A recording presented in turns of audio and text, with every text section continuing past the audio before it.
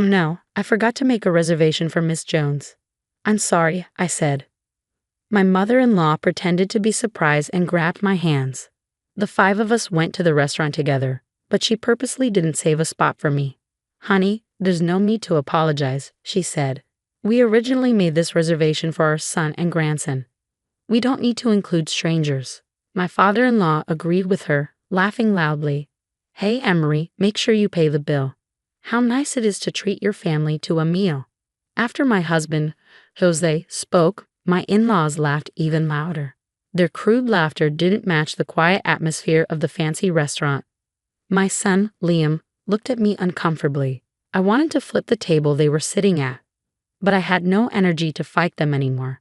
I didn't want my precious son to witness that. I sighed and turned around.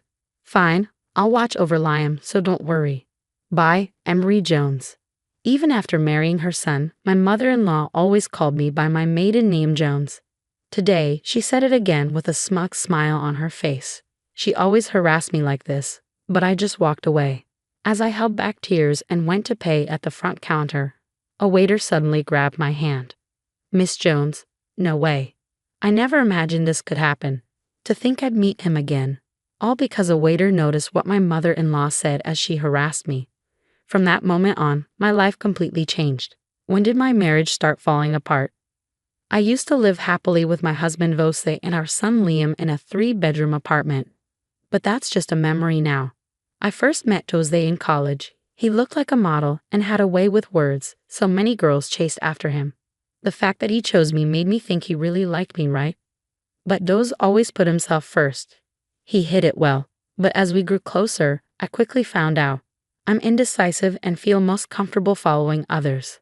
I was surprised when Jose confessed his feelings to me, but thinking about it now, maybe he was drawn to my weak personality. When we started dating, I began to notice things about Jose's personality that bothered me. But since such a great guy chose me, I told myself not to be too picky. After we graduated from university, my doubts grew stronger.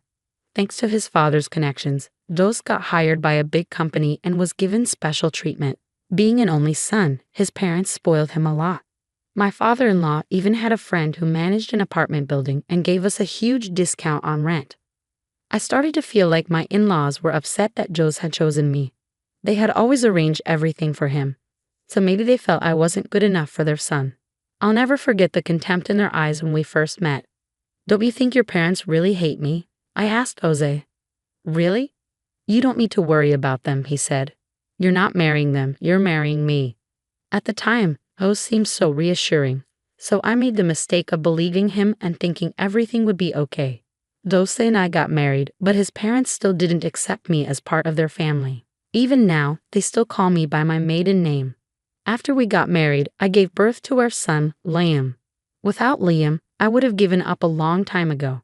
For the first year after Liam was born, my in-laws' attitude changed a bit. They were thrilled to have their first grandchild, and my mother-in-law even thanked me for giving birth to Liam. Those were the first and last words of gratitude I ever heard from her. But when Liam turned 2, things went back to how they were before, if not worse.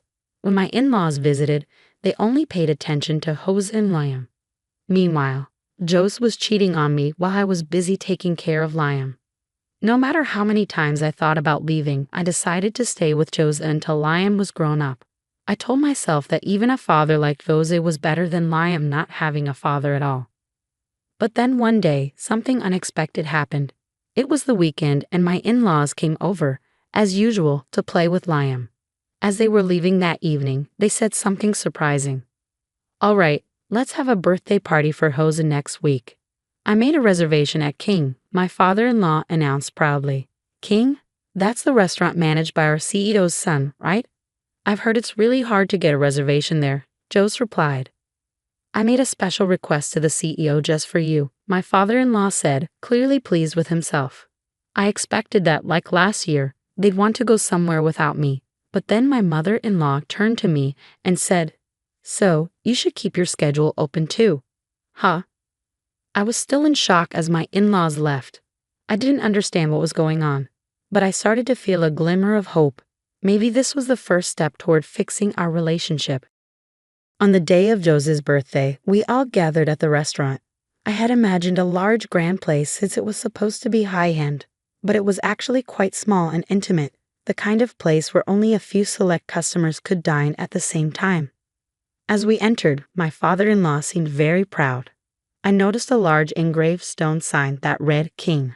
Seeing that name brought back old memories, and I started to feel nostalgic.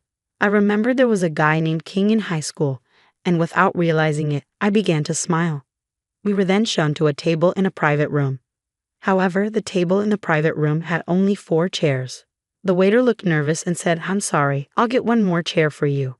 "Oh, don't worry, 4 chairs are enough," my father-in-law said. The waiter seemed confused, but I immediately understood what my father-in-law was implying. My mother-in-law added, "Oh no, I forgot to make a reservation for Mrs. Jones. I'm sorry." She pretended to be surprised and grabbed my hands. The 5 of us went to the restaurant together, but she intentionally didn't save a spot for me. "Honey, there's no need to apologize," my mother-in-law said. "We originally made this reservation for our son and grandson. We don't need to include strangers." My father-in-law encouraged her with a loud laugh. "Hey, Emery, be sure to pay the bill. How nice it is to treat your family to a meal." After Josie spoke, my in-laws laughed even louder. Their loud, inappropriate laughter didn't fit the quiet atmosphere of the fancy restaurant. My son, Liam, looked at me uncomfortably. I wanted to flip the table they were sitting at, but I didn't have the energy to fight them anymore, and I didn't want my precious son to see that. I sighed and turned around. "Fine, I'll watch over Liam, so don't worry. Bye, Emery Jones." As I walked out of the room, I heard more laughter behind me. I made my way to the exit, wiping away the tears that were streaming down my cheeks. The waiter who had left the room with me suddenly grabbed my hand. "Excuse me, are you Mrs. Emery Jones?" Yeah. About the bill." I started to say. "There's no need for you to worry about the bill. Please follow me," he said. I was puzzled but didn't pull away. I followed the waiter as we walked further from the private dining room. I could still hear my father-in-law's loud voice behind us, saying things like, "She'll be so expensive she won't be able to pay. She'll probably start crying. If she can't pay, she should wash dishes." As we approached a staff room, I felt a bit relieved when the noise from my in-laws faded away. But I was still curious about why the waiter was leading me here. He opened the door, and I grew more worried. Inside, a tall man with a serious face stood in front of me. He looked familiar, but I couldn't quite place him. I stared at him, and he raised an eyebrow. That gesture made me realize. "Are you King?" "Yeah, it's been a while, Emery." King smiled. Then his expression turned serious. "Emery, can you leave them to me?" "Them? Do you mean my husband and in-laws?" "Yes, let's go see them now." King took my hand and led me back towards the private dining room. He opened the door with a loud bang, and everyone immediately turned to look at him. My father-in-law stood up with a forced smile. "Oh, it's Chef King. You look serious. Did something happen?" "It's about Emery," King said. My in-laws looked shocked. King and I were classmates in high school. He was rebellious and often skipped school, but after a while, we became friends. Despite his tough exterior, he was actually very kind. When my in-laws heard what King said, their faces went pale. "Oh, we didn't intend to," they started to stammer. "Then please explain to me what you were trying to do," King demanded. Jose, looking pitiful, stepped forward.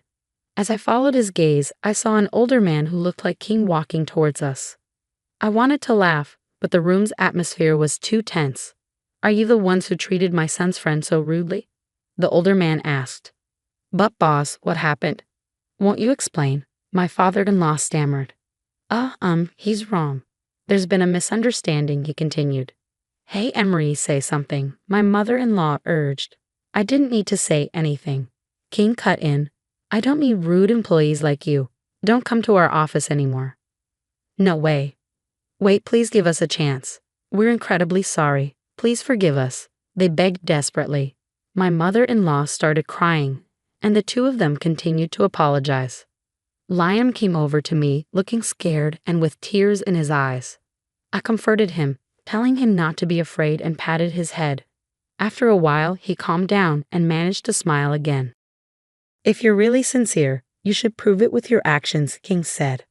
"Clean the restaurant after we close tonight. People with dirty hearts like yours should learn how to clean."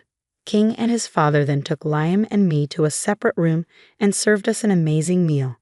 The food was incredibly delicious, and even though King acted very humbly, they had prepared a special kids' meal for Liam.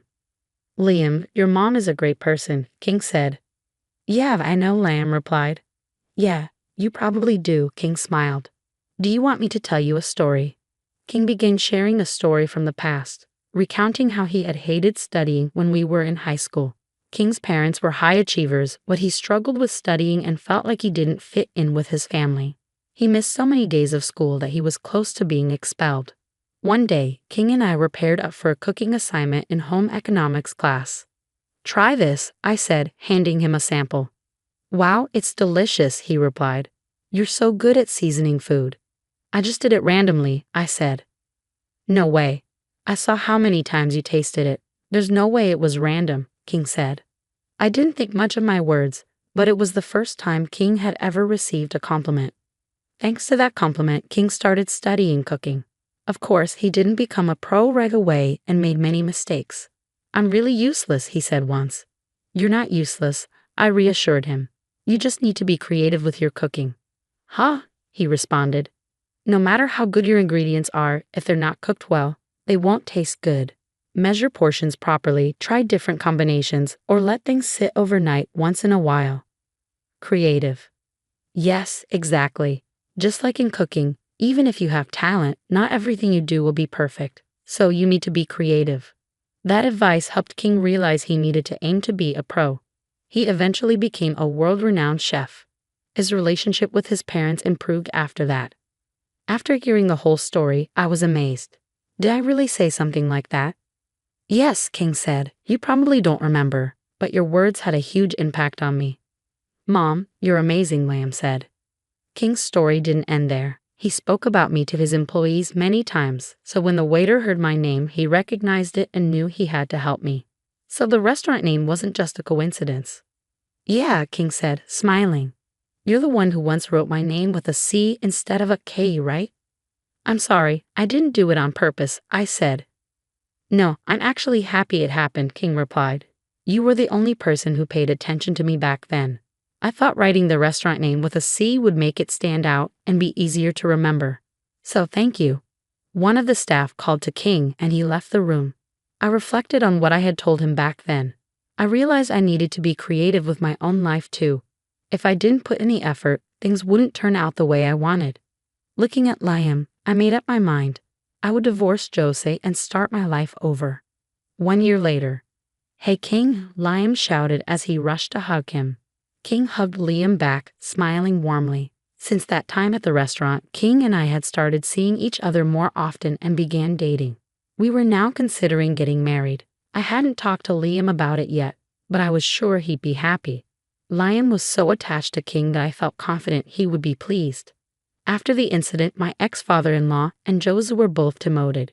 They begged their bosses for forgiveness, but due to the complicated HR processes in large companies, they hadn't been fired yet. They're still hanging on somehow in the company's shadows. King and I watched over Liam as he peacefully slept after getting tired from playing with King. Liam's worried because he's not good at studying, I told King. He's tried cooking to be like you, but things haven't gone well, and he's gotten even more upset. "Really?" King asked. "Yes, he's actually very athletic. The other day, he won first place in a sprinting contest at school." "Then there's no need to worry about him," King said reassuringly. King and I made eye contact and smiled. I've always wanted to enjoy quiet moments like this with my partner. "I'll teach Liam the way you taught me," I said. "Everyone is good at different things." "That's right," King agreed. "Thank you." King gently patted Liam's head with his large hands. They really looked like they could be father and son.